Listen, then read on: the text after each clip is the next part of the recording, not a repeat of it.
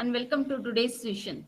So in behalf of Department of Electronics and Communication Engineering of Dr. NGP IT, I welcome the participants today for the STTP program on empowering the moral values, ethics, and behavioral attitude in teaching skills among teachers. So I take this opportunity to welcome today's chief guest, Dr. G.Naveen Babu, Associate Professor, Department of Electrical Engineering, School of Engineering, Shivanadar University, UP. So he is going to speak on the today's topic. So before that, I'll read a short profile of his. Dr. G.Naveen Babu obtained his BE, ME, PhD, and PDF degrees in 2002, 2004, 2013, and 2015, respectively. Dr. Naveen Babu joined Shivanadar University in 2011 as a founding faculty in the Department of Electrical Engineering. He was the head of the departments for both EEE and ECE till 2014. In 2014, he moved to University of Alberta, Canada to pursue his postdoctoral in the Department of Electrical and Computer Engineering. On his return after postdoctorate from Canada, he joined back Shivanadar University. He works in the field of microwave tubes, antennas, etc. He has authored more than 10 textbooks and published more than 40 international and national publications of repute. His publications are in the Journal of Repute with Reuters Thomson impact factor of 5.324. He has a total teaching and research experience of more than 17 years in the field of electrical engineering. He has traveled to USA twice and across all over India. He is an acclaimed researcher in the field of electromagnetics. He has visited many universities and schools to deliver special lecture series. His lecture series on electromagnetics with U. Faber Limited is videographed for the benefit of students seeking master in engineering. His total citations on his research publications are around 120. So we are very happy to have you on this session, sir.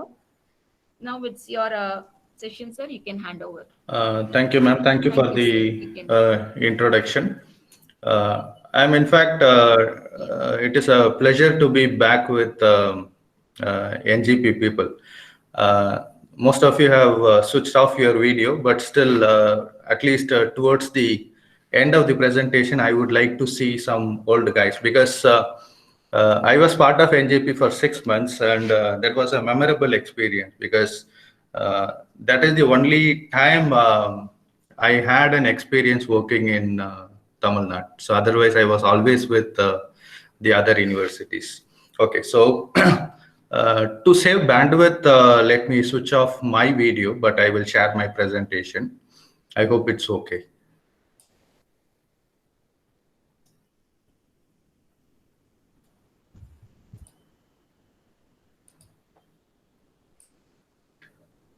Okay, I hope my slide is visible. Yeah, okay. Yes, sir. So, yeah, that was the brief introduction what Professor Nitya gave. And today, since I'm having around at least 18 years of experience, and I have had an experience teaching the engineering college in my early part of my career. And then I moved on to a deemed university status. And then further, I continued my teaching experience with a proper university. And at the same time, I was also teaching scholar, a postdoc scholar at University of Alberta, which is one of the top QS ranked university in Canada.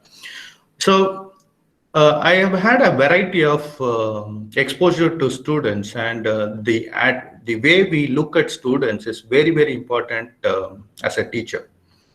Now, to start with, let me quote Dr. Abdul Kalam's words. According to him, teaching is a very noble profession that shapes the character, caliber, and future of an individual. If the people remember me as a good teacher, that will be the biggest honor for me. So, before we start, how am I going to place my talk today is I'm going to start with our first day of our class whenever we enter the new batch of students. That is when as a new semester starts or when a new year starts, when you are going to meet a new batch of students. I would like to see some kind of a responses from you. How will you have you are entering your first day of a class. What do you do in your first class? So my first question to you is, as soon as you enter your class, what will be your first statement in your first day of a class? Please note that the students may be talking among each other if it is a final year class and you are going it for the first time. And if it is a first year class, everyone will be of a pin drop silence. But however, I want both answers from the participants here. What will be your first statement as soon as you enter your first day of a class? You can give in your comments in the comment box. So at least 2 or 3 comments I will be able to proceed. So you can type your comments here. So my first question is, what will be your first statement you will utter as soon as you enter your class? Somebody, or you can unmute yourself and you can tell. Good morning. Okay, good. You can unmute yourself and you can tell, or in case you want to type, that's also fine.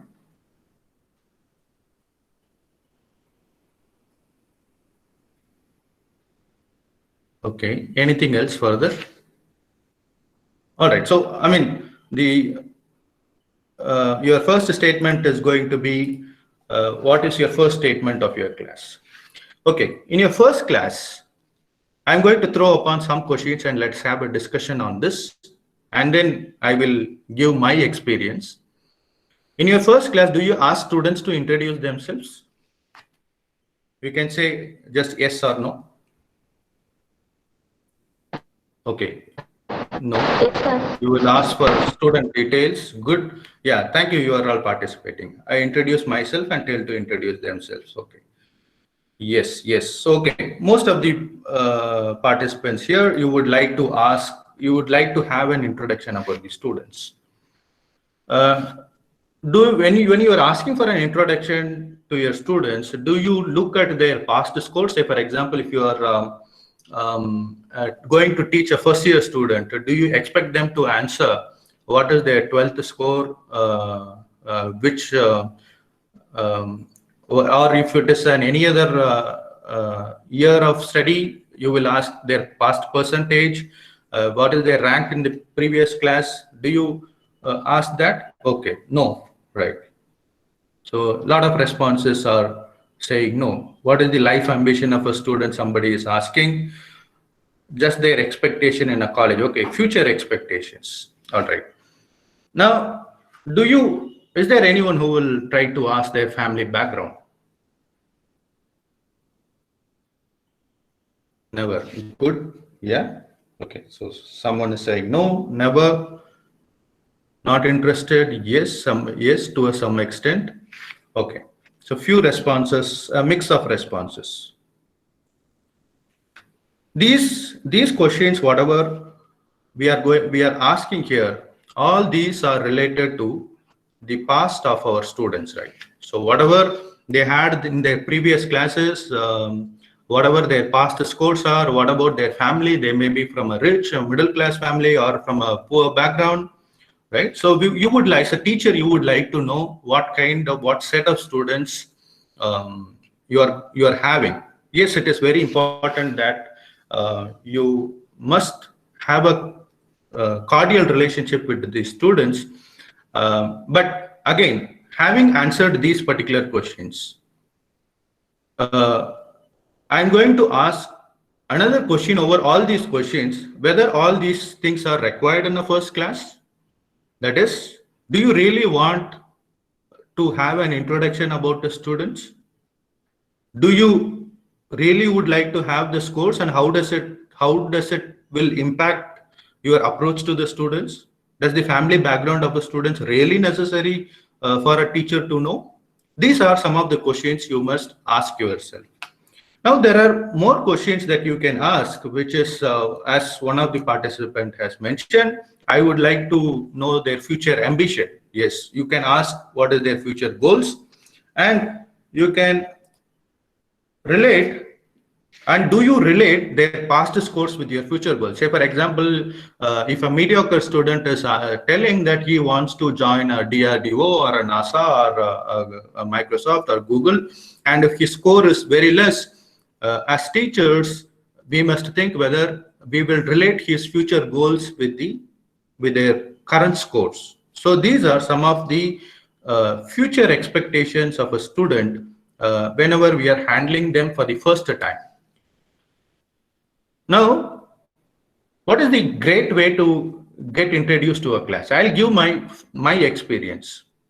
As soon as I enter a class, the student might be known to me, or they might be it must be the first time whether they are looking at me and I am looking at them. I will just go stand in the middle of the uh, class, middle in the sense in the front desk. If there is a podium, I will just stand exactly in the middle.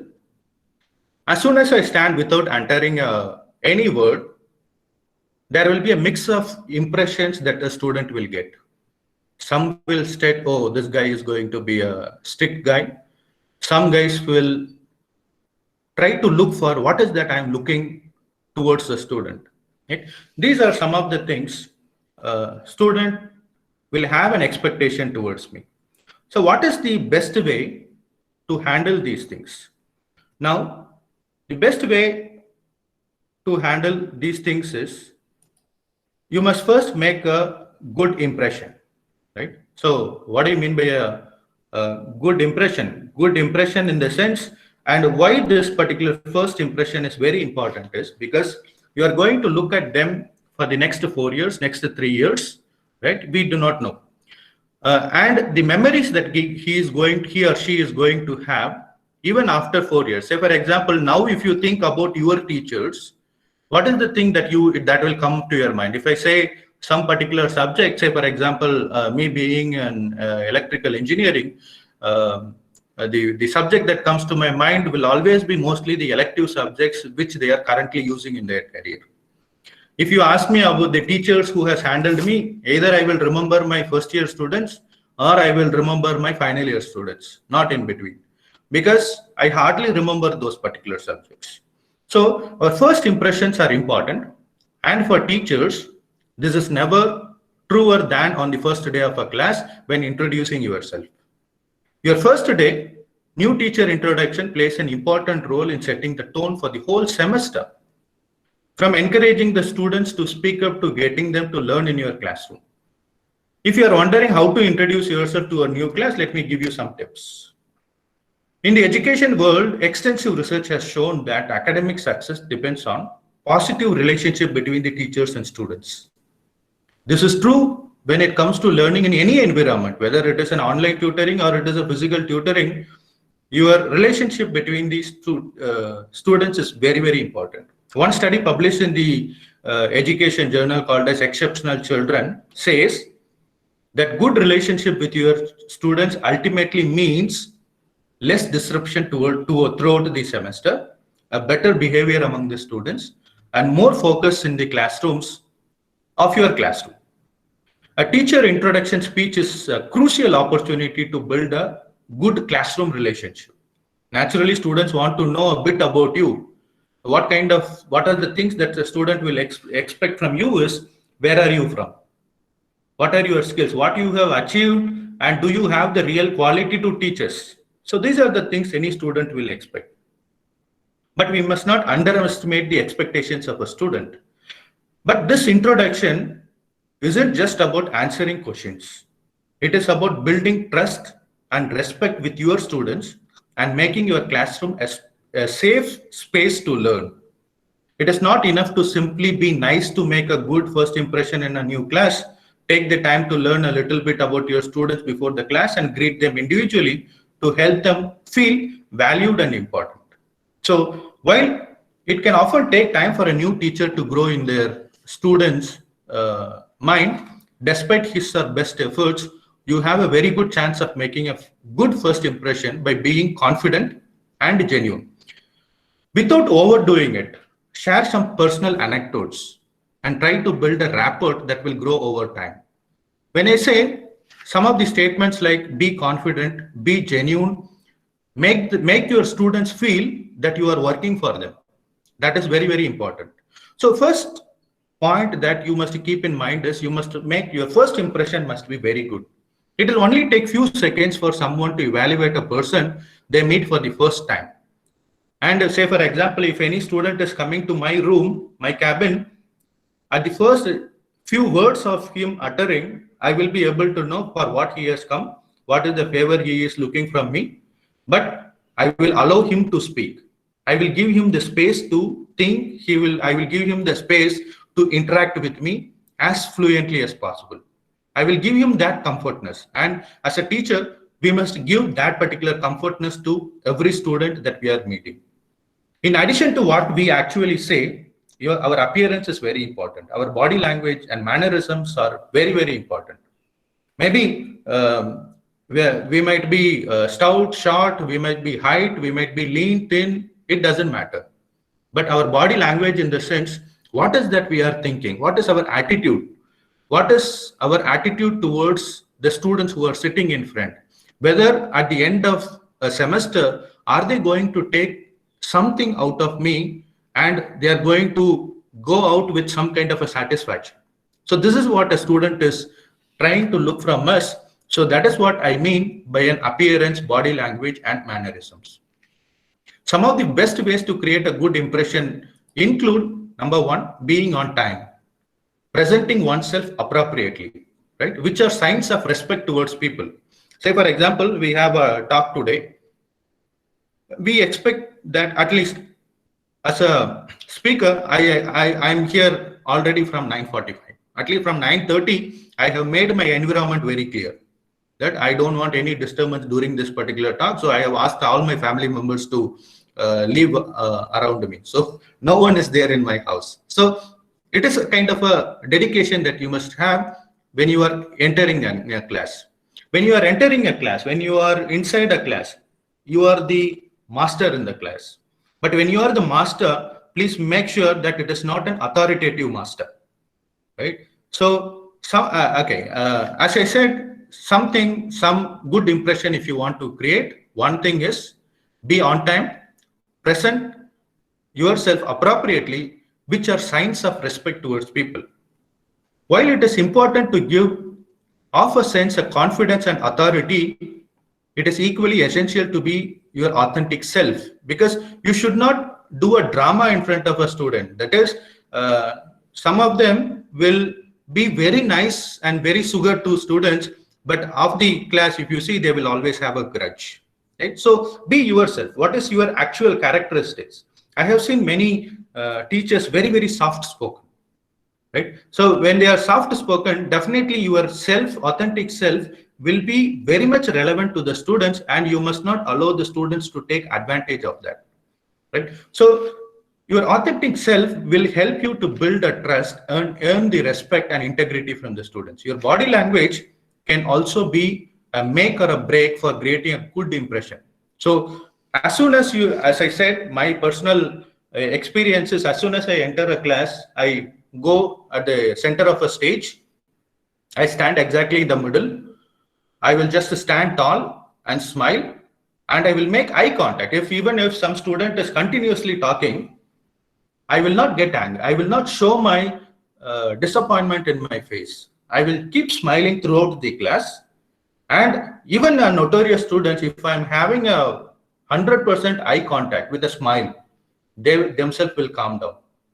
Right? So these are some of the psychological things that you must always keep in mind, that stand tall, smile, make eye contact, and greet the students. Greeting a student means, hi, good morning, how are you? How was your day?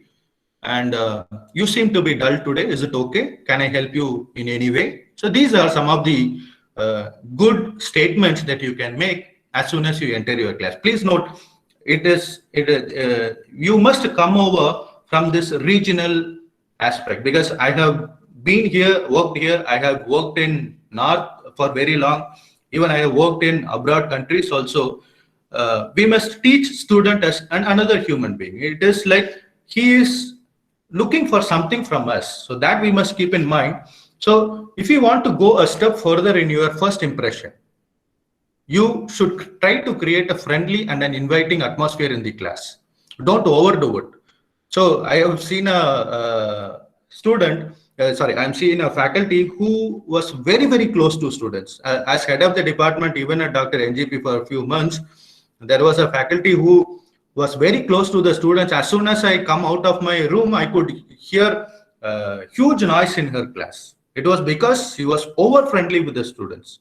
But being over friendly with the students has cost her a job over a period of time, because student will not help when she is in crisis. So we must always have a kind of a margin. So we are professional teachers, right? So we should not just to be nice to the students. We should not play games inside the class. We should not play drama. We should not decorate our class. We are professionals. We are engineering professionals. So we must, if you want to create a very good impression, you must use technology is another good way to impress your students. Your multimedia will add richness to your lessons and teaching methods.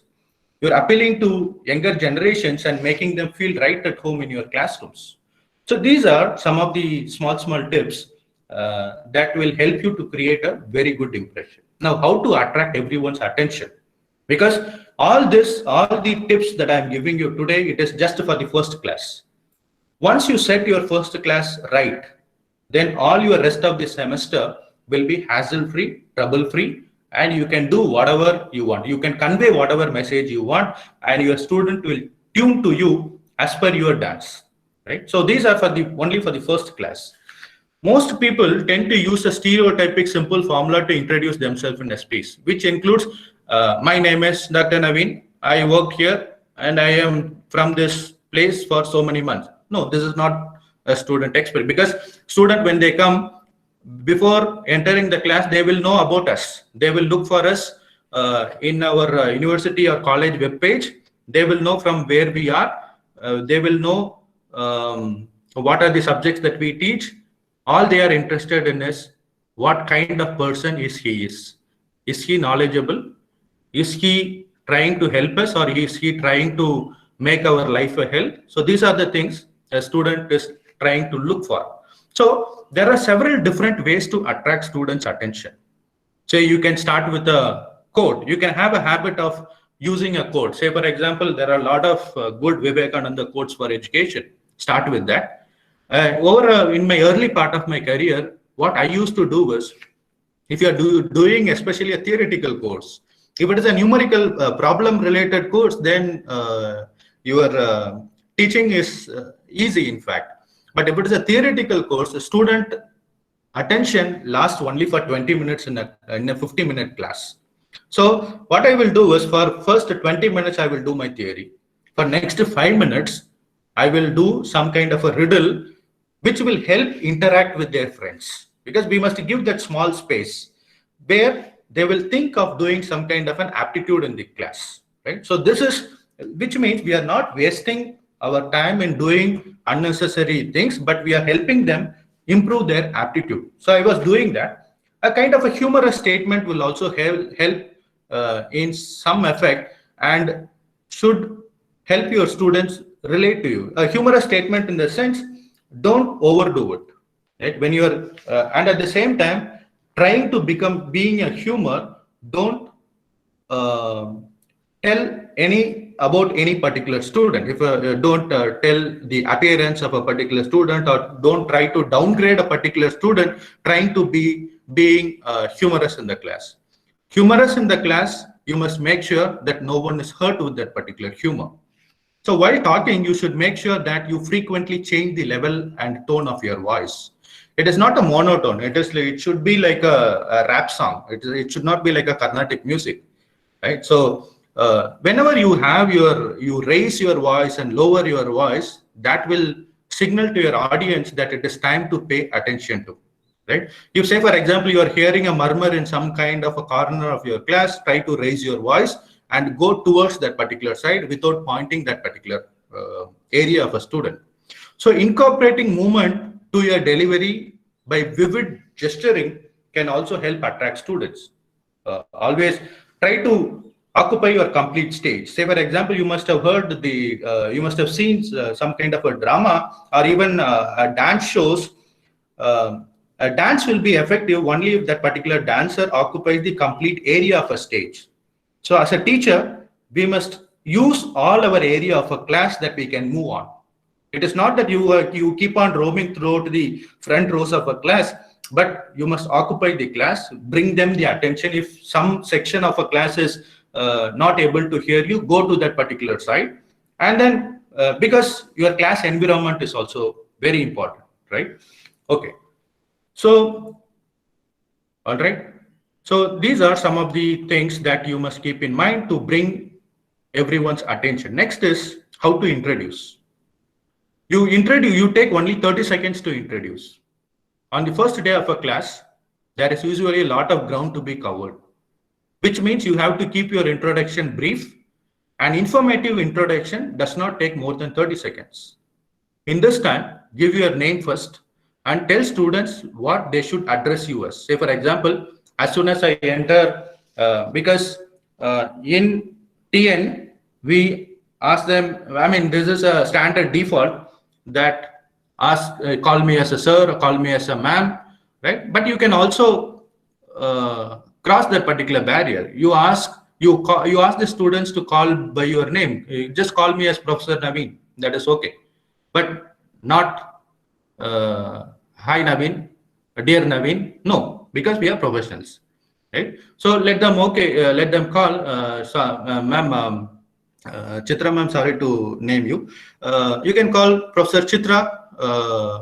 May I get in? So these kind of things are acceptable, right? So rather than hold a boring monologue, so try to come up with unique and creative ways to introduce yourself that will engage your students. You can bring visual materials to show them as part of your self-introduction. As you can see in my first slide, I have put my photograph because I'm going to switch off my video throughout the sessions. At least you will remember who is speaking, at least with that particular photograph in mind, right? So including photograph of yourself at their age will trigger some kind of an interesting discussions or images from your hometown, right?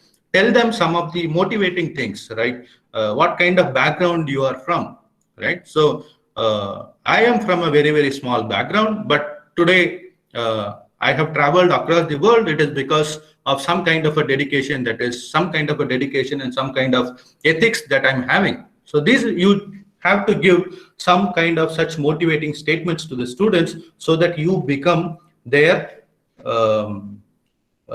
impressions, right? Or what you can do is, there is a game called as 20 questions game. What is this 20 questions game is, they can ask 20 questions to you and you will be able to answer. Obviously, if a question is too personal to you, you can ignore that particular question. This is one kind of a game that you can do it in your first class. Or the other kind of a game is called as a two truths and a lie game. What is this two truths and a lie game is, a student, when you are asking a student introduction, you can ask them to play this two truths and a lie game. That is, they will be saying 3 statements, out of which 2 will be true and 1 will be lie. Right? So this is a very popular game in abroad, which will help you to get introduced to your students in a fun way, right? So, yeah, give your students a little glimpse into your personality by sharing a couple of details about you, right? So about your hobbies, it is okay to say lies here. You don't say that my hobby is to just watch TV. No, because that is not going to impress your students. Say them that I'm a vivid liker of a car, so I'm a vivid driver. So I like a lot of technical things. You ask me about any car, I will be able to answer. these are some of the hobbies that you can throw upon. What is your favorite sport? For what are your other interests? Your 30-second introduction should be very, very positive and upbeat, and followed by a smooth transition into other creative introductory activities. They must feel that the transition and from previous class to your class. Say, for example, you might be having your fourth period, right? You might be entering your seventh period, but that will be your first class for your that particular semester. So in the previous class, they might be having a very strenuous previous class or a fun class. They will be in the same mood as that of the previous class. Bring your attention to yourself. Slowly start to say about you, what you intend to cover for the rest of the day, what is that you are looking towards your students. So these are the things that you must do when you are doing your first 30 seconds of your introduction, right? So now, and after your introduction, list down your rules of your class. What do you mean by rules of your class? Is the rest of the semester you are the master of your class, and you are going to list down what are your expectations from the students, and you also list down that towards the end of the semester what students can take away from you. Some of the examples that I can give you is rules of a class: don't be very rude or strict, because our health is very important, right? We have a family behind us too. So being strict, being rude, having always pressure in mind whenever we look at a certain set of students is not going to go anywhere. And at the same time, don't be lenient too, because when you are lenient, obviously student will enjoy. You are the star of the department in student's mind. But at the same time, when you are in crisis, student will never come to you at your rescue, right? So you are on your own there. Always draw a Lakshman Rekha line. What do you mean by Lakshman Rekha line? Is you are not too strict, you are not too lenient too, but you don't cross the border, right? You must create a border. So some kind of rules that you can create yourself is, if a student has a question, whether should he raise a hand, or should you call by name, Professor Naveen, I'm having a doubt, or should they say sir, sir, sir, sir, right? So that is going to create a havoc. So before in mind, have a list of do's and don'ts for your class, right? So or some other example that I can give you is, do you have a signal for silence? Say, for example, you have given a numerical problem to students, and they are discussing among themselves, and it's time up for you to interfere. What is your signal to stop their discussion, right? So this is very important, right? And then another example that I can give you is, do not talk to your friends while I turn towards the board, but speak with your friends when I'm facing you. It's okay. If you're having any fun with your students, that is okay. You can have fun in the class, but share it with us, right? But not in a harsh tone. If you're hearing, and this is one case study that I can give you. In case you still see someone talking and murmuring throughout the class, despite your multiple attempts to make the class silence, then what you will do? Can I have some thoughts? One of you can unmute yourself, and then you can give your talk. That is, if some student is talking, despite all your efforts to make the class silent, always there will be some kind of an elements in the class, right? So can you give some cases?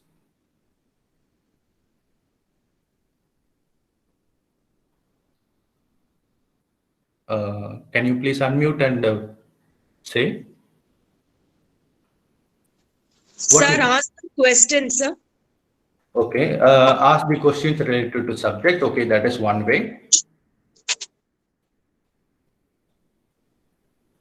Any other way? Okay.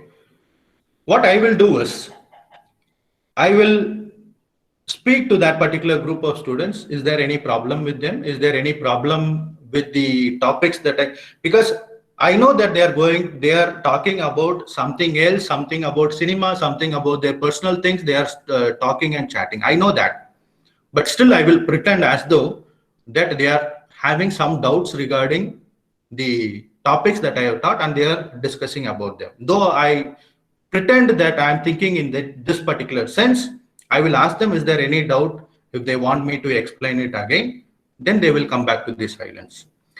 Now, if you ask them the question, you are continuously talking and disturbing the class.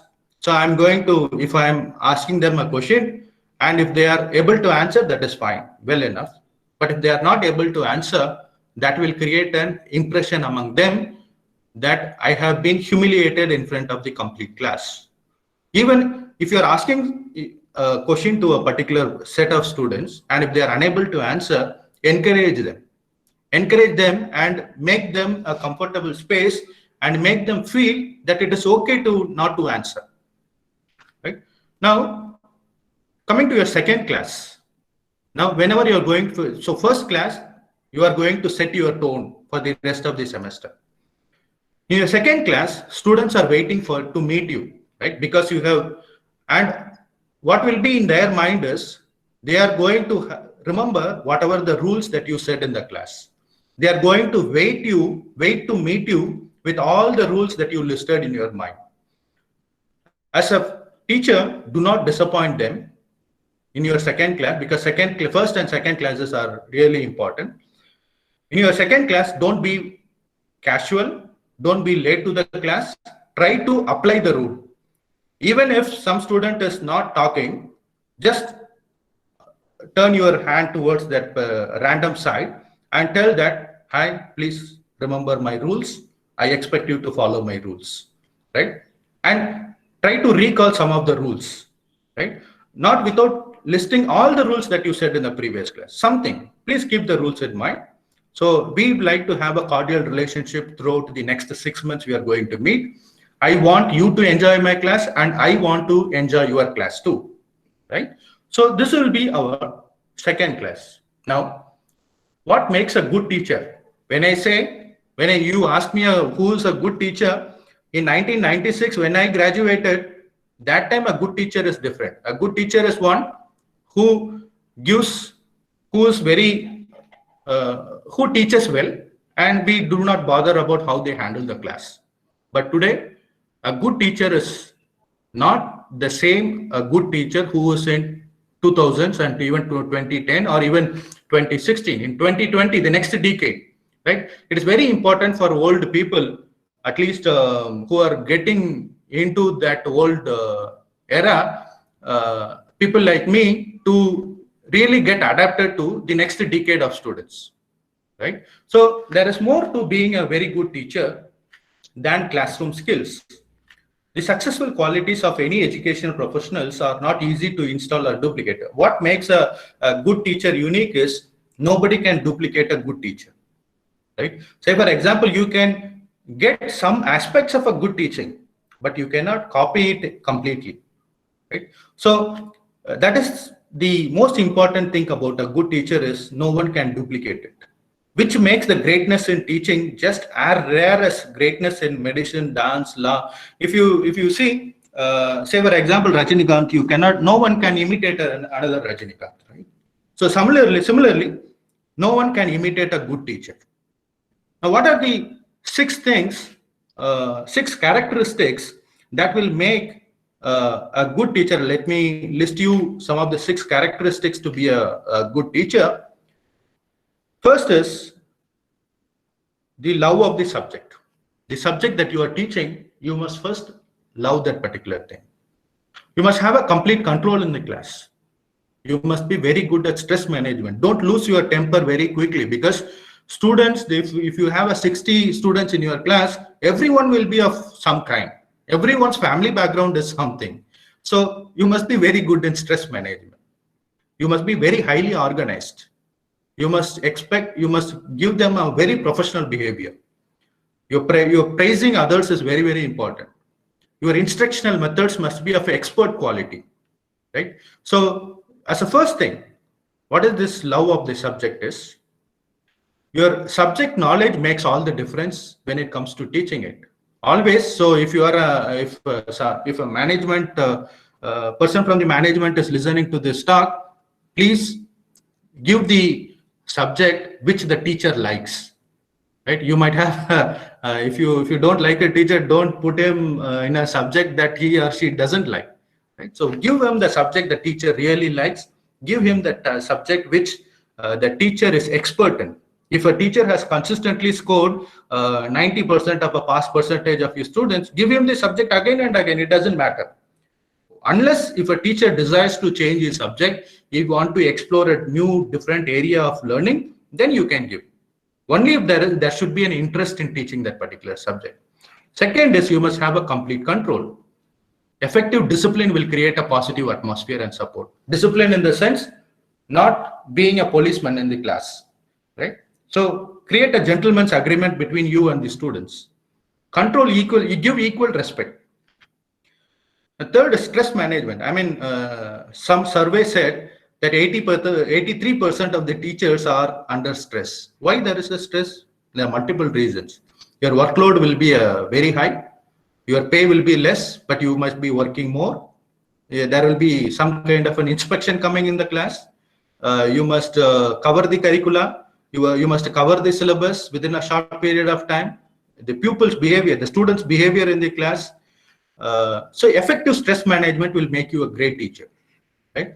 So these are the first three things that I would like to tell you about the 6 characteristics any teacher must have.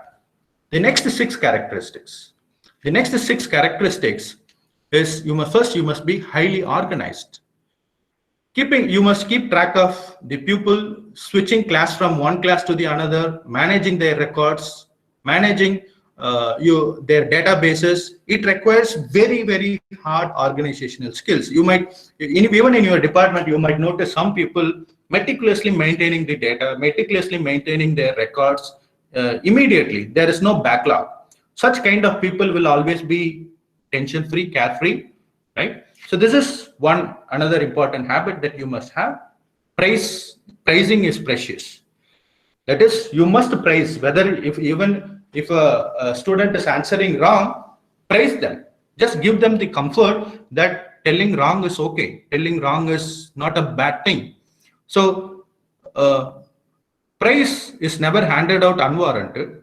Success is attributed to effort rather than ability, right? So in fact, one study found that a wrong kid of praise can be harmful to students, conveying a low expectation from teachers, because your objective is not to train the first class students, first class in the sense the top rankers. Your objective is to push the slow learners. The other characteristics, ability for any teacher you must have is a professional behavior.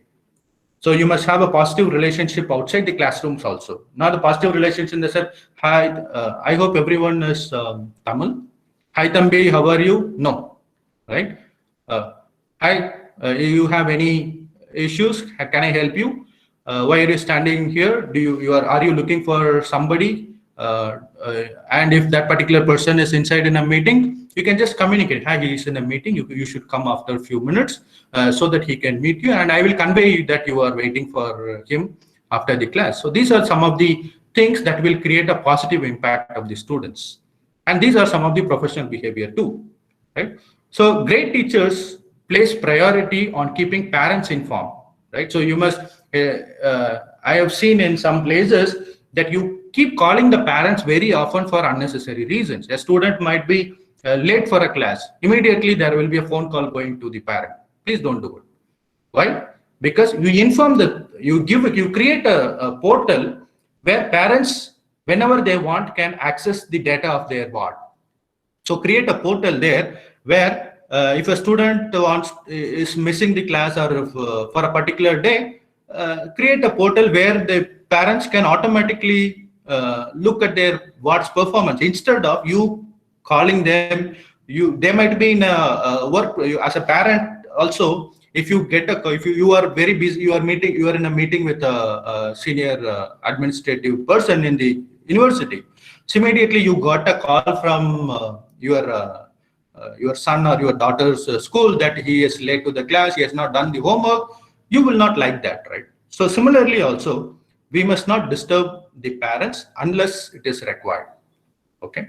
And finally, your instructional methods. Nowadays students are very much tech savvy. So we must make sure that you are also tech savvy, right? So according to studies, You must use different types of tasks you ask people to do to improve their retention. Retention in the sense their attention skills also. The best teacher always mix up the teaching methods. Immediately, I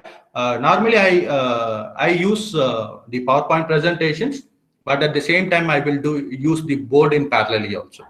Sometimes I will use the mix of multiple different methods. So in short, to summarize, no one list can produce a definitive list of characteristics for a great classroom teacher. There are in one day, one particular teacher makes 3,000 non-trivial decisions, whether to do this or whether to do this. Teachers must always be fast on their feet, and they are highly knowledgeable, obviously. Because you are highly knowledgeable, you are in this particular profession, right? So while all the time appearing effortless and seamless in their practices, but still teachers must be very smart enough, very much obliged to for what they are being paid for. Now, what makes you just a minute. I'm sorry. Okay. All right. So what makes you any teacher a good personality? I have listed, there are multiple personalities, right? So you must be a mix of all these things. Every teacher's job is different. And some teachers are strict, some are lenient, some are very spontaneous, some are very, very practical, right? So you have to decide where you are. So one thing is for sure, there is pros and cons in every teaching style. So you choose the best style that will fit to your personal characteristic abilities. If you are normally a soft spoken, then be lenient but not too much strict. But if you are a very meticulous person, then you try to be more practical. So we can classify the teacher personalities in 6 different ways like this. Some teachers will be parental in nature, which means they will look at their personal issues. They will look the students as their own kids. They will look them as some teachers. They will look them as a buddy, right? If they have any issues, they will go. I will have a mix of all these things. If a student come to me for any personal issues, I will try to help them from parents' point of view, because I stay in Delhi. I have traveled so far and I'm working. I know the difficulty of a person who has traveled a lot. So I try to help them by being a parent at that particular moment. At times, you should be a buddy also. Buddy in the sense, because you will get a lot of inputs about your class if you are a buddy. At the same time, you must be very reluctant, right? You must be very practical. You must be a wizard. Wizard in the sense it's like a magician, right? You must show your knowledge to your students, right? At the same time, you must not allow anything notorious in your classes. At the same time, you must be aloof as well. You must be sarcastic. You must be very conscientious. You must be stern. And at times, I will be surgent also. Surgent in the sense, at times I will be strict. I will always maintain a distance from my students. So as a good teacher must take the best of all these 6 characteristics. You must be parental. So these are some of the movies name. So you might have seen Matilda movie, right? In that there is a teacher called as Miss Honey, right? Who teaches Matilda as a parent, right? So these are some of the movie names. So if you are a teacher to be a parental, either they are like Miss Honey in Matilda or Mrs. Raines in Precious movie.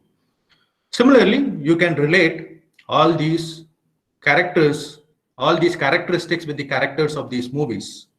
Okay.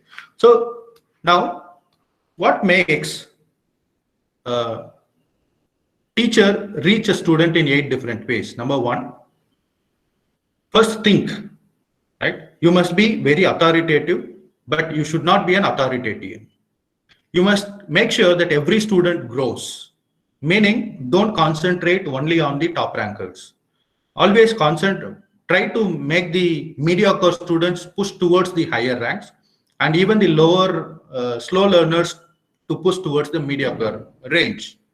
So inside, as I said, you inside your class you are the master, but you don't have power. Inside the class, though you are a master, you are just a facilitator between the students, and it doesn't mean that you will apply all your thinking towards your mind. Accept whatever students say also. Give positive messages. Always, it is nothing wrong giving positive message. We will always encourage our son or daughter in our house, right? We will not give negative impressions to our daughters and sons, right? So similarly, they are also of our age only, so let them give them the positive message. It is okay to apologize as a teacher, because at times the student will point out some of our mistakes in the derivations.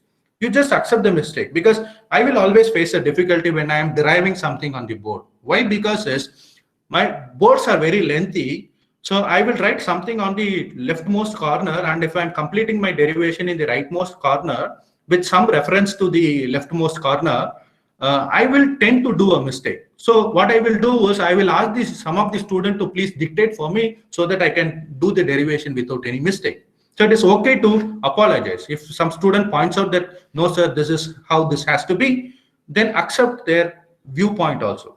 Always don't pretend that you know everything, right? If you know first class, if you have created an impression that this is a place, this is the next 6 months, you are going to learn from me, and I am going to learn from you.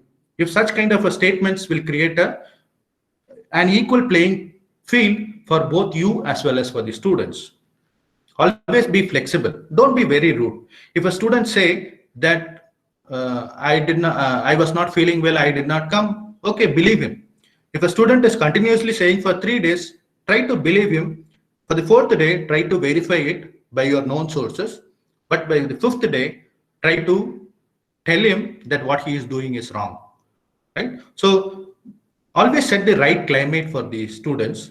Teach their life lessons, because life lessons is very important, and at a teenage they do not know what they are really doing in their college days, because it is their young energy which is bubbling hot, right? So always teach them the life lessons. Tell your moral stories, how you have encountered, how you are in this particular place today. Give them the life lessons. It's okay to tell the life lessons once in a while, not every time whenever you are entering the class. Now, whenever you are setting your question paper, always challenge your students. Even inside the class also, if you are asking a question to a particular student, challenge the students, but don't trick them. Tricking is different and challenging is different. Tricking means you don't expect a student to answer your question. Challenge means you expect a student to answer your question, but after applying some kind of a logic to it. Okay, so 5 tips that will create challenging questions rather than tricky questions is: use some kind of a test blueprint. In the sense, try to create some kind of a case studies. So make sure that you communicate everything what you expect. Use a test blueprint. It ensures that each item that it is being evaluated is related to their concept or skill. So some student will be asking for step marking, right? So there must be a logic behind giving a step marking for a numerical problem also. Always look at their thinking ability and provide marks, because do not look at the output and say, for example, if it is a numerical problem, if answer is 20 ampere, I will give 5 out of 5. If it is not 20, but rather 18.5, I will not give marks. No, that is not the way to evaluate. Okay, so always give marks for their thinking ability, not for their final outcome. Make your tests an open book or an open note.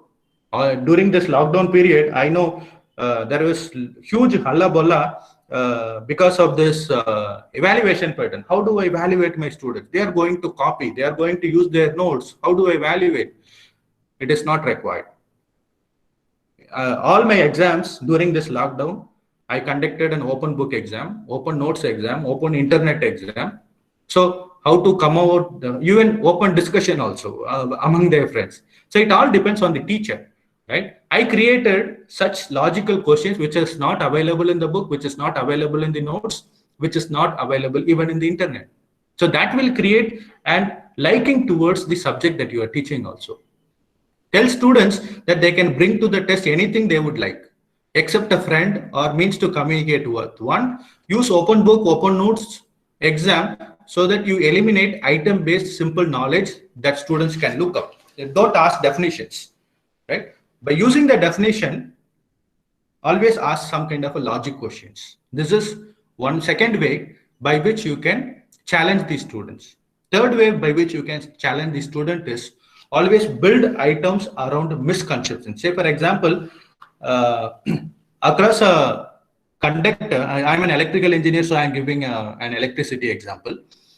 You have a conductor, and if electron is flowing from, if a current is flowing from left to right, it doesn't mean that electrons are flowing from left to right, right? So student will always have that misconception.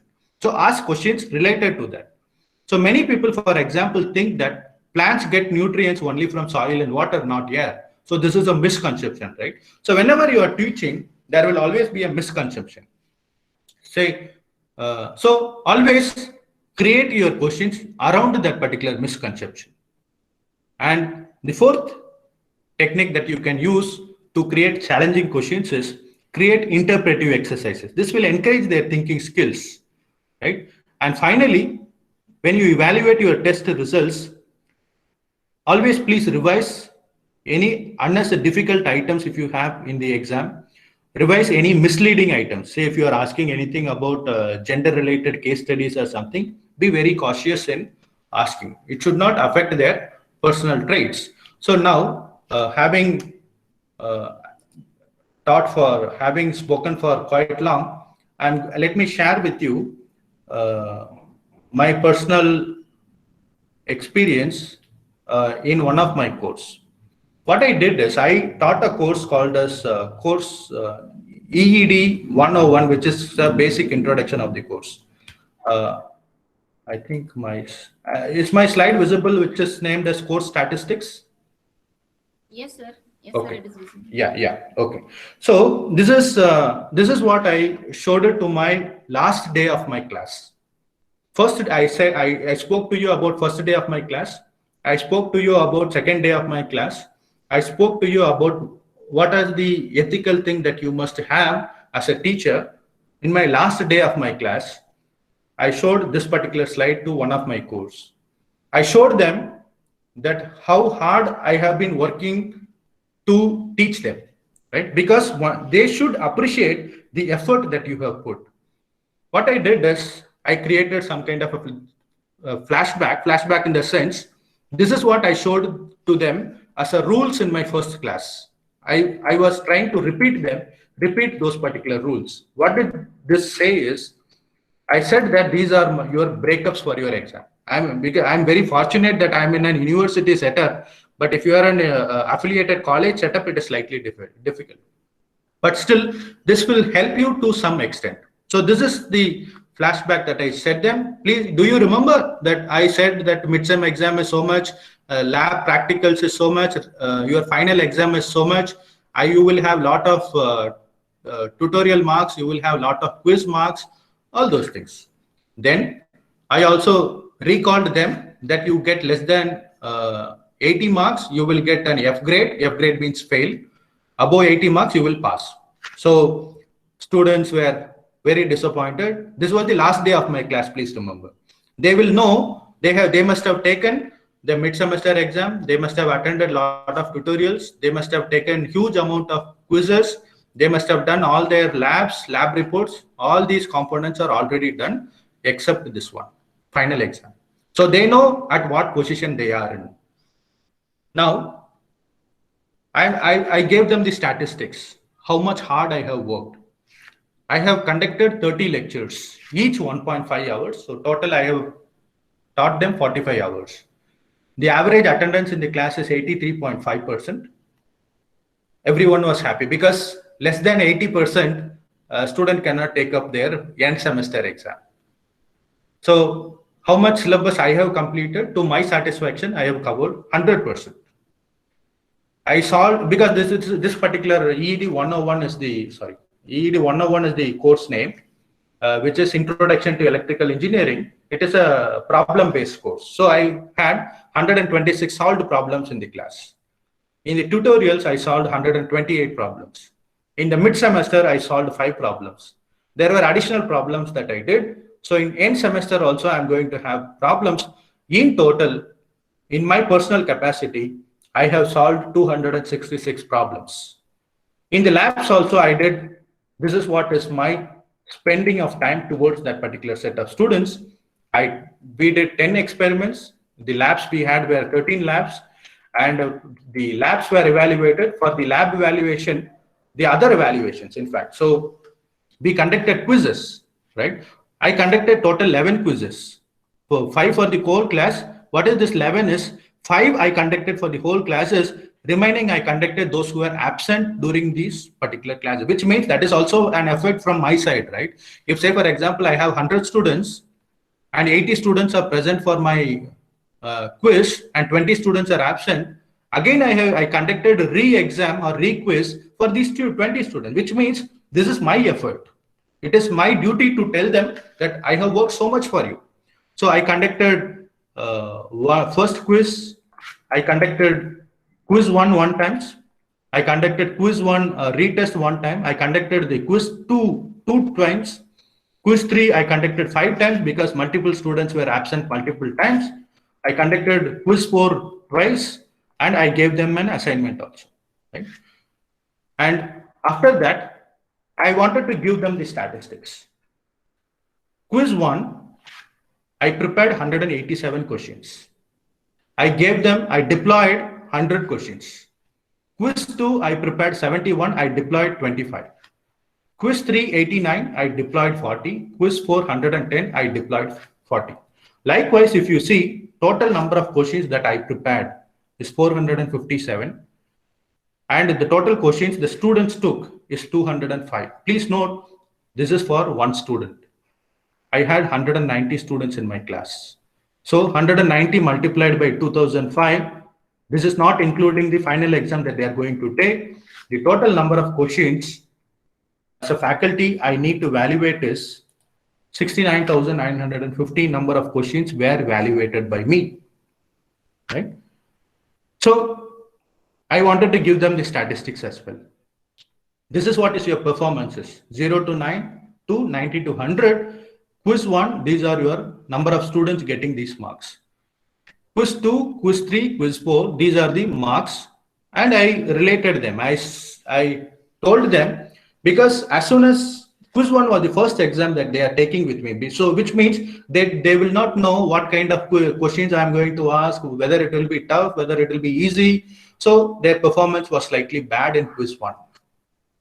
Quiz 4 also it was bad. Why quiz 4 was bad was because quiz 2, 3, you could see that their average marks here, they are very high. So they got lethargic. Purposefully quiz 1 and quiz 4, I made it tough. Why? Because I must pull down their confidence slightly, because when they take up their end semester exam with such a kind of a confidence, with such a kind of a marks, then they will be overconfident. So it is important for me to tell them that this overconfidence is not good enough. So I did some statistics comparing their performance in different quizzes. And then, so these are some of the comparisons. I did them in detail with them. So their performance were something similar.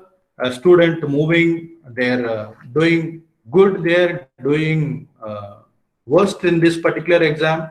So these are some of the performance scorers. So once you could see a drastic difference here, their performance was very less here. See, so many amount of students getting less than 10 here. There is no one. There is an improvement here, right?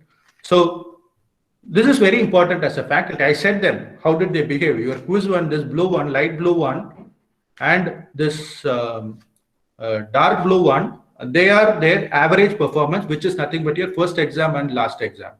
Which is a best performances quiz 2, because after taking my quiz 1, they got to know how I will be taking the class, how I will be taking the quizzes, so their performance is better.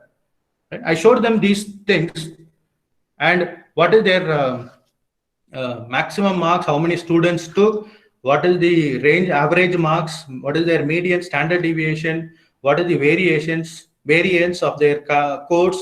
I said to them, these two classes are these two. The first quiz is not a statistically not a good quiz. Why? Because their variations are very large, which means that my quiz is not good enough. But over the period of time, or their performance is also not good because they are new to me and they are taking the quiz for the first time. They also did drastically bad. I also said them, this is for my self-evaluation.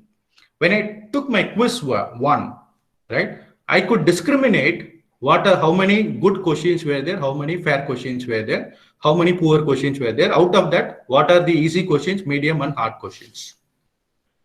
Quiz 2, I did the same kind of analysis. There were 176 good questions. Their average score is this, and their average score, how many easy questions, hard questions, right? So I had 20 hard questions here. I reduced to 70, sorry, 100, sorry, 10 hard questions now. Easy questions also I reduced, everything moved to medium questions. Quiz 2 analysis, I did the same kind of analysis. You can also do it. And then quiz 4 statistics. Right. So these are some of the things that I did when I evaluated. So, and I also gave them the top 20 students list. That is, total valuation is for 200 marks. At this particular stage of my presentation, I have already completed 105 marks of valuation. Of this 105, I list down who are the top 20. And they say, please note, I will not give their names. If I give their names, then they will get overconfident. This is high to low. Similarly, those students who are risk of getting less than 41, this is just a warning message. At the same time, I am not publicly shaming them by putting their names. Just the roll number, because when they see the roll number, only that particular person will know whether their number is there or not. If I put the name, everyone will know that they are under a risk category. So that is not I want. So this is low to high. Similarly, 40 to 50, these are average people. Either they have a scope of falling less than 40, or they have a scope of going beyond 50 and getting a good grade, a medium grade also, right? So these are some of the things as a faculty you must show. So what is that they will take out from this particular exercise? The thing that will take out from this exercise is they will see, oh my God, how much effort this faculty has put for me. At least for the effort that he has put, at least I'm looking at these particular so many numbers in the high rank category, right? They will know a very clear picture what should be their end semester performance, right? Or your final exam performance, either to improve from this particular levels to this particular level, or from this particular level to this particular level. So this will give them some kind of a clear understanding. If they study, what will happen? If they don't study, what will happen, right? So that is what, as a faculty, we must motivate, right? Okay. So these are some of the lab statistics that I did again. So, yeah. Okay. And I also reported them that in our university, we have a way that if a student fails, they can have a summer semester. I will also threaten them what are the consequences if they take a summer semester. Threatening in the sense, I will warn them that what are the extra efforts that they must take if they are taking a summer semester. Summer semester means they have to pay for one credit, they have to pay around 40,000 rupees. So which means if it is a 5 credits, they must pay around 2 lakh rupees they have to take if they want to take a summer semester. So it is a huge burden on their parents. So at the same time, they have to do all their labs again. They have to write the lab records again. And what are the difficulties a student will face when they are going to take a summer semester? They cannot enjoy the summer holidays. They have to be in the hot summer. They have to have a rush up of all their classes, all these things. I will also give my satisfaction report towards the students also, right? Student will give my satisfaction report in the student survey form, right? Whether they are feeling happy towards me or not. At the same time, as a faculty, it is my duty to say them how did I feel in their class. I said them that I'm 95% happy. Always the students were very casual in their tutorials. So I said, tutorials is an worry, lab is okay, you performed well, right? So what is the thing I did in the class? I gave them the lecture notes for them to study. I gave them all the problem sets and solutions. I gave them all their lab write-ups. I have accommodated any problem that they have always approached me. Right. So these are some of the things. Did I got angry in the class? I never got angry in my class, because this is very important nowadays in 2020 century. So I gave them the choice to the students whether to pass or whether to fail. If they fail, again it is like catching the tiger's tail, and they have to go through all the so many number of problems and exams in taking the class. So this is what I showed it to my class towards my last class. So obviously, they will be highly impressed with my effort towards them, right? So shortage of time now for us, and quickly let me tell. Now we are towards the end of our semester, let me assume. So I said about the first day of a class, second day of a class, last day of a class. Obviously, it is very important to have the feedback from our class, right? There are two feedbacks. One feedback is you, as a faculty, you give to the students what is your feeling. Second is from the students, you take the feedback, right? So obviously, this is a standard mechanism that we have at the college level or at the university level, right? But please remember, what is that we must learn from the feedback. The feedback is one place where it will shape our career if we are early into our career. If we have just started our teaching career, then feedback is the most important thing. Do not take negative feedbacks as a revenge.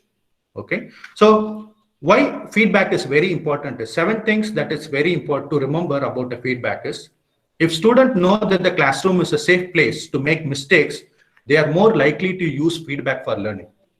Okay, so allow the student to make mistake inside your classroom, right? Second, the feedback student gives to a teacher is the most powerful than a feedback a teacher gives to a student, because it is my feedback to the students is not going to help.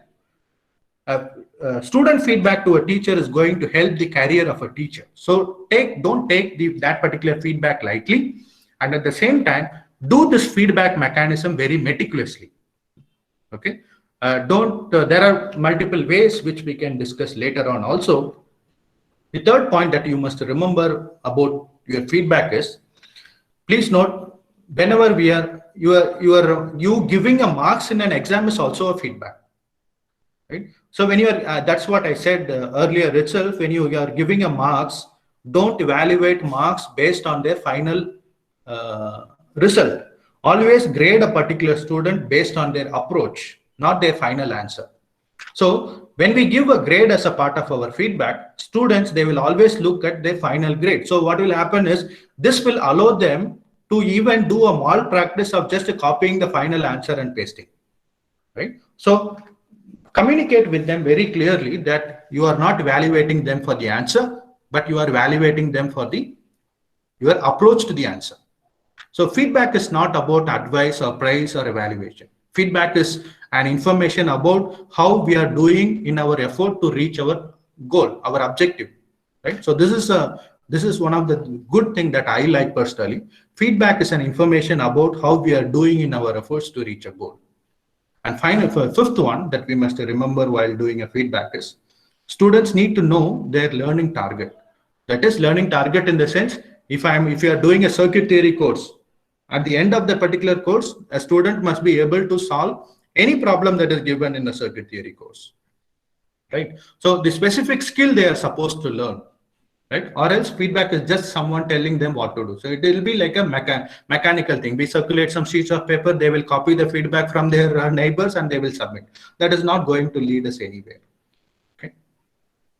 Now, finally, effective feedback occurs during the learning. So no point taking the feedback. So at least in Shiv Nadar University, shortly let me call it as SNU, In SNU, for every course, we take two feedbacks. One feedback is during the middle of the semester. That will help improve any change of courses during the course. Second feedback is towards the end of the semester. How was the overall performance, right? Those two always at least at SNU, no single faculty will take the feedback as a negative thing. Somehow that that culture has happened in the sense if there is something wrong, then we will try to correct our mistakes. So most of the feedback the students receive about their classroom work is from other students, and much of the feedback is wrong. Mostly, always try to change the perception of feedback of the student. Say, for example, a third year student is there and you are going to teach, they will already know about from the final year that what kind of a teacher you are, right? So don't create a monotonic impression about you in the class. I will show you my feedback from the same course that I taught. That I showed you my course statistics, right? I'm just going to show you the feedback. Though this is confidential, but still I'm okay to show you, right? So this is how they give me. So many students will rate us. Okay, you can see the student now. Can you see the Excel sheet? Can you see the Excel sheet? Please, could you please confirm? No, sir. Okay, okay. So,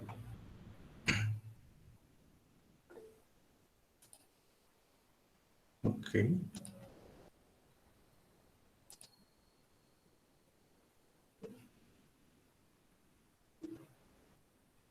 Two minutes. Yes. Yeah. Now you must be able to see, right? Can you confirm, please, for the last Yes, time? sir. Yes, sir. Yeah. So this is my this is the feedback that I got. Everything is anonymous. Nothing is no student name will come. So this I will take it as always as a positive thing. So it was a very huge course. There was I took the lecture and one of the faculty helped me, and his name is this. And a lab, some of the students he took, and some of the labs I took. So some of the tutorials I took. So this is what is about the feedback is. And there are almost 10 questions, I believe. Yeah, 13 questions. Yeah. So student will rate us out of 4. Right. 4 means the 4 is the maximum mark and 0 is the minimum mark. Out of it is a 4-point scale. And I'll just show you their feedback. Right. So yeah, I'll just quickly go through. This is their feeling about the course. It is a new course, fun to study, difficult subject. The course, lot of logical thinking, a fascinating course. Topics covered were interesting. Instructor is a very good teacher. Important knowledge for future. Course is interesting once it becomes understandable. Very bad course also we get. It doesn't matter, right? So it's a well-taught course. Course was interesting, helped me solve various techniques to teach. Very good professor. It is very important that they tell about you also. I liked everything about the course. I liked about the instructor. Instructor is the best I have encountered in my first year. We are entirely new to this course. Mr. Naveen has made it interesting and beautiful. Instructor is very good, teaches very well as he uploads notes right after the class. Good teaching method, sufficient examples, and knowledge given. Right. So these are some of the feedbacks that they gave. Naveen is one of the most professional teachers. The instructor explained the concepts. His teaching is good. Right. Versatile course of lot of innovations in electronics. This is what is that we understand from here is these are the expectations from our students. They will expect that they go out by learning something towards the end of the course. There is another questionnaire for which they have written. Sorry, there is some. Yeah. Okay. Okay. And yeah. And at the same time, we have asked what is that you don't like about the course also, right? So this is the column that says what is that they don't like about the course. There is nothing they don't like. The lab experience is not good. student interaction is less, too much of syllabus, instructor explains only using straightforward method, right? So these are the things that we must take into account. This is not my major, it is a bit boring, that's okay, right? There is no step marking. So we will always have some bad elements in the class, that's okay. So even if we ask that what is that you didn't like the course, student wrote that I liked the course, nothing as such, nothing, right? Lab assistants are bad. Naveen Babu has set, we could read here, has set high standard to pass the course, right? So 80 out of 200 can sometimes be difficult. So these are some of the feedbacks that you can get, and some of the positive comments. Utilizing class time. So even those things that we do not look at, the students will look at whether we are using our class time properly or not. So utilizes the class time effectively.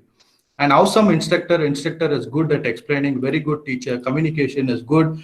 And I saw somewhere he has the ability to convey the ideas in the knowledge, systematic approach to teaching, dedication, lots of example. Instructor has good knowledge.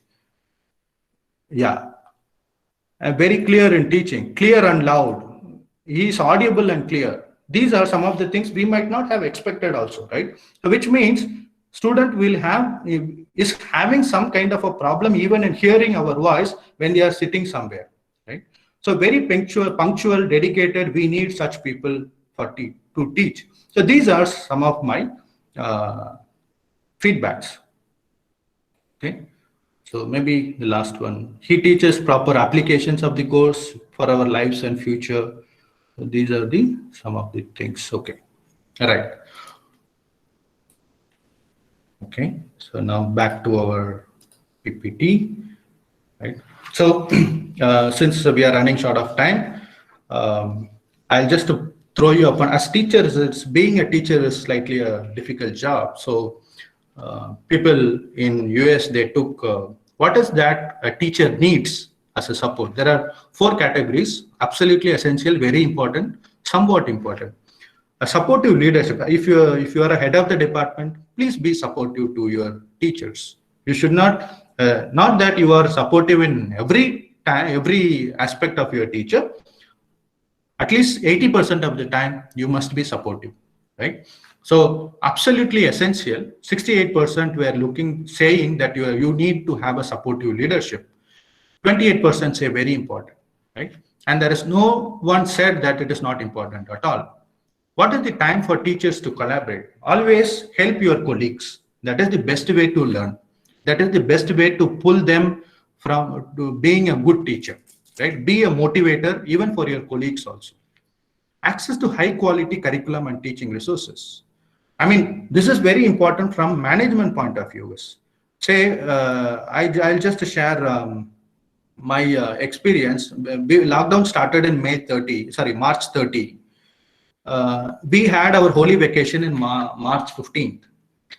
And we sensed that something is going to go wrong. So at my university, what my management is so helpful in the sense that within 1 week of time, they arranged this pad for me, right? So this pad and a writing pen for me within just 1 week of time. It is not only for me, it is for the whole university. They purchased close to 200 number of such Wacom pads for us to help do an online teaching. It was done immediately.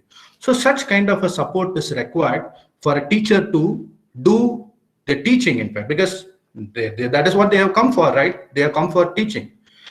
Third, professional development. Like this, I think NGP is always does better in doing such kind of professional development courses. Clean and safe building conditions in the sense if you are doing a very high voltage lab or something, you must be safe. Your collegial work environment, you must support your colleagues, you must support your friends. There is no enemy because we are going to be here for only for a short period of time. So let us all enjoy our work. Opportunities for alternative careers in the classroom, like mentoring. You must be a motivator and a facilitator. At the same time, the most important, for which we are working hard, you must have high salaries. All these things are for the management. If you are a part of a management, this is for you. Absolutely, salaries are very, very important because everyone is for the salary only. Reward them for what they are doing, right? Always tie your pay with your performance. If a person is doing better, it is okay to give them a bonus, a kind of a double pay or something, a double increment, right? So this okay. So this is a message for the management, kind of a management people. Now, our job is to drive motivation. So anyway, I'll share these particular slides. You can just go through it. So let me come to the end of the session just to remind, because I've seen these things happening around. So I thought it is the right time for me to tell also. Don't read the notes in the class. Make the student a habit of taking their own notes, because when they're taking their own notes, their mind and hand will be doing a parallel processing. In that particular manner, they will be learning the things. If you keep reading the notes, if they don't hear something, they always tend to copy, because notes are always available to in any form, right? So notes is not important for a class. It is about what technical aspect that you are communicating with them is important. In the first 1 week, it defines the character of the teacher. So be very cautious and be very careful in what you are doing in the first 1 week. Don't get too personal with the student. Don't ask about their families, because unless it is very necessary, because if the family may be very poor background, right, they might not be having money to pay, but you cannot get into their personal family problems, right? So get away from all those personal things.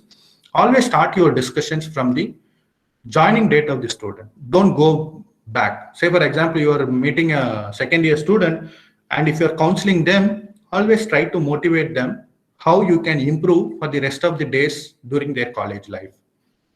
Praise your college or university. It is very important, right?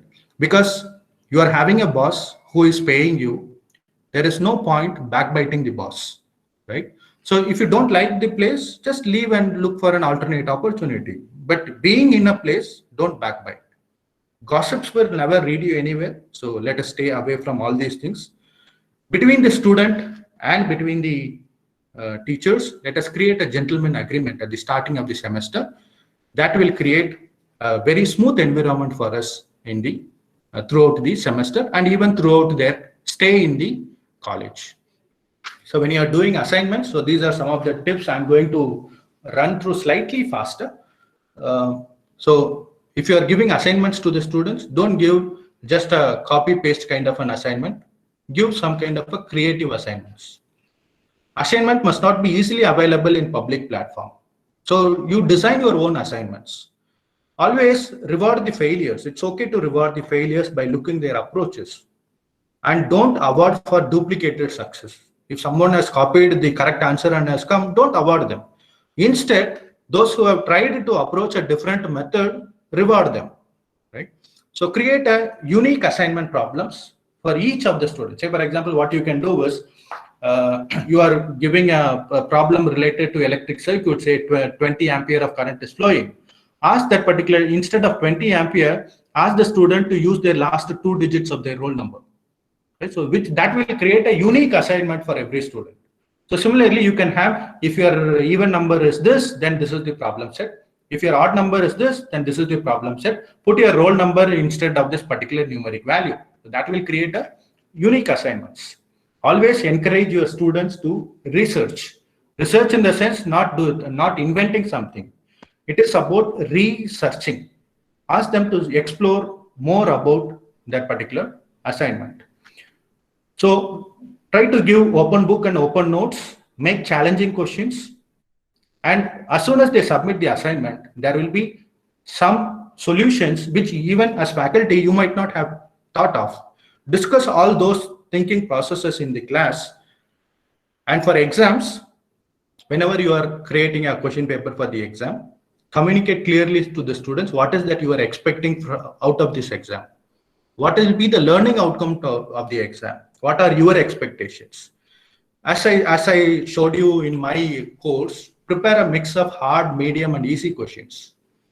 Do not copy from old questions because you are copying somebody else's intellectual property.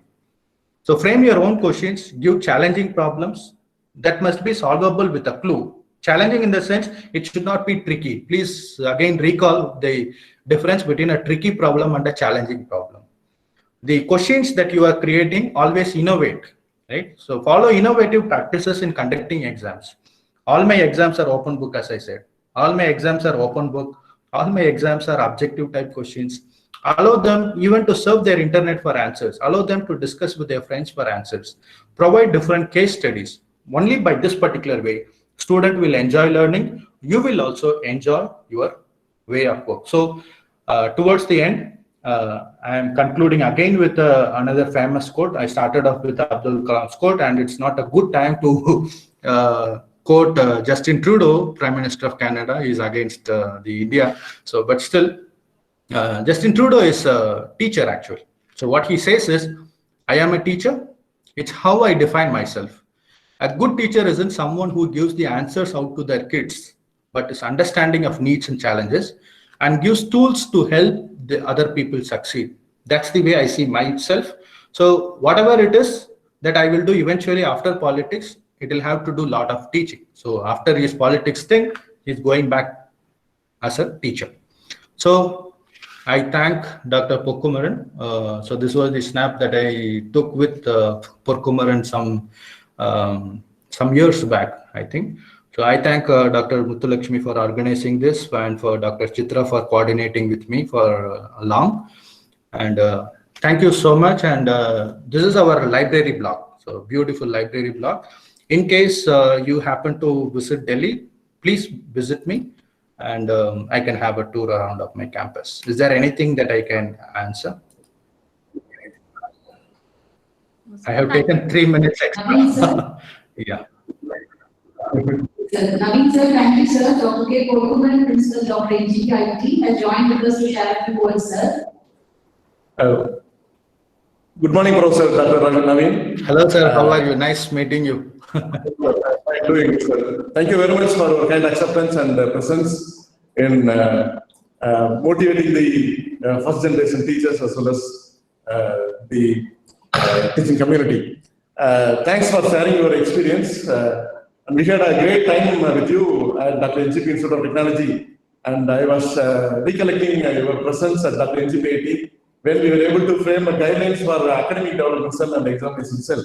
It's going well, and also we are doing a wonderful job with your support in creating Value Virtual Lab Nodal Center with Amrita University. Thank you very much for your support in with the WGPIT, and we had a good session. We enjoyed your session. Thank you very much once again on behalf of WGPIT and KMCH group of institutions. We are thankful for your time, presence, and motivation. Thank you, Professor. Thank you, sir. It was really nice seeing you after a long time also. Even this COVID, I am able to see. And my stint at 6 months of NGP, it was really a fruitful time. You gave me all the flexibility to work. As I said, the management is very important. I mean, the leadership is very important for anybody to work peacefully. So, and you are a great motivator, and you gave me all the flexibility to work. So I thank you everyone, and thank you everyone for listening patiently. In case I have done something that is not relevant, please excuse me. Thank you so much. Professor, one more thing. Professor Dr. R. Ganeshan, former Director and Dean of Tamil Nadu Agriculture University, has joined for the session, and he is a motivator for many academic fraternity. So, you like to share some few words to you? Sure, sir. That's good to hear from you, sir. Good morning, friend. It's a pleasure to join with you now. Indeed, what you have expressed is so much precious for the younger generation. You may just identify some of the issues that you have come across when you deal with such kind of issues. So probably that may be a kind of an experience learning for everybody who attends this kind of a training program. Okay, thank you. Thank you so much for your words. Thank you, sir. Thank Now you. I propose the vote of thanks. First of all, I would like to thank the management, Dr. Nallaji Palnisamy, and Secretary Madam Dr. Tavamanidi Palnisamy, who have given permission to conduct this webinar. I give my heartfelt thanks to our enthusiastic principal, Dr. K. Pothumaran, who have motivated us in doing this webinar.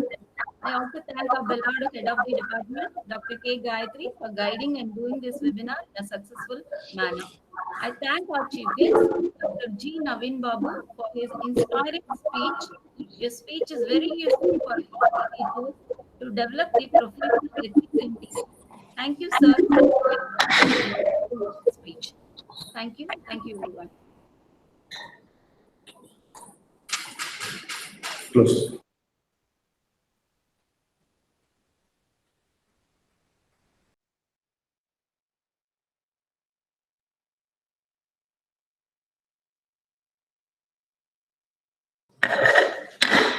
Participants, you can put the feedback for the first session. So we'll be joining for the next session by 11:45. So I request all the participants to please stay connected, and the session will resume at 11:45.